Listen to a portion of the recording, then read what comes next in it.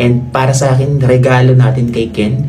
'Di ba? Gusto nyong magbigay ng regalo kay Ken. Gusto nyong mag-isip pa paminsan ng mga fan project, ng mag-effort para kay Ken. Ito na yung best na regalo na mabibigay natin kay Ken. Now, I know some of you, ang worry ninyo is, baka masaktan si Ken, baka lokohin siya, baka ganito, baka ganyan, kung ano-ano pang iniisip ninyo. Now, dito dadating yung point na kailangan nating magtiwala sa desisyon ni Ken. Diba? Total bias natin yan. Dapat pagkatiwalaan natin yung capacity niya na pumili, na mag-decide. Kasi kung wala tayong tiwala sa pagpili niya ng partner niya in the future, para naman natin sinabing wala tayong tiwala kay Ken. Hindi naman ako bulag. Nababasa ko sa mga platform din na yung rason din ng iba na ayaw daw nila kay girl kasi bully or kung ano-ano pa man. Hindi ko kilala yung girl personally.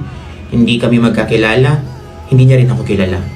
Now, I want you to realize another thing.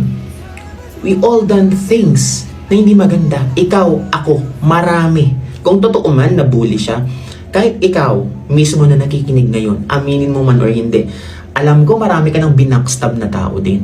Normal yun. Gusto kong ma-realize niyo na normal ng tao na may kabutihan tayo at mayroon tayong bitch na side.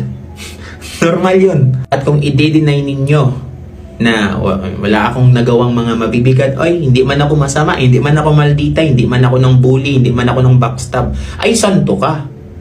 Sasambahin kita. Sige, comment ka na wala kang ginawang kasalanan sa buong buhay mo. Sasambahin kita ngayon din. See, we cannot define a person based lang sa napakaikling bagay na nakita natin sa kanya. Hindi natin kilala yung tao. Diba? Hindi natin pwedeng i-judge.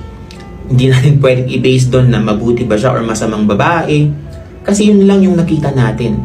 Diba? Ano ba naman yung mga few clips sa buong buhay niya, ilang years niyang pamumuhay sa mundo, hindi natin nakita yung mga kabutihang nagawa ng taong yun.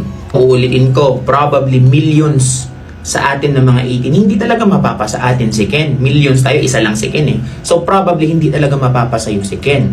So most probably din, ikaw na nakikinig ngayon, time will come na makakapili ka ng partner, di ba? Magkakagusto ka ng isang tao, di ba? Mag-fall ka, bubuo kayo ng pamilya. Anong mararamdaman mo? Kung ako ngayon na nagsasalita, bawalan kita. Bawalan kita. Huwag kang jumuha. Tapos kasi, bawal. No. Again, this is a reminder sa atin lahat, hindi lang sa mga sisiyo, sa amin din na mga nasa ibang houses, na being dilulu is okay. It makes us stronger. It's fun, di ba? Masaya yun. Pero lahat ng bagay may hangganan at dapat may limitasyon.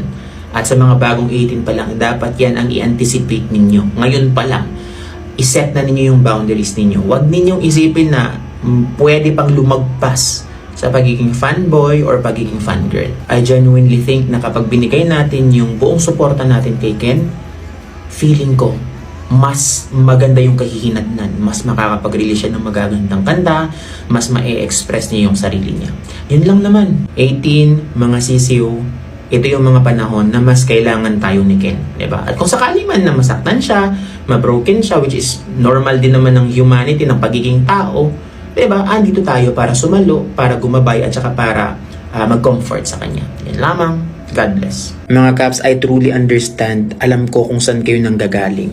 Pwede nyo akong pakinggan, pwede din namang hindi. Yung mga sinabi ko is coming from a friend na gusto lang magbigay ng karagdagang input sa inyo. God bless.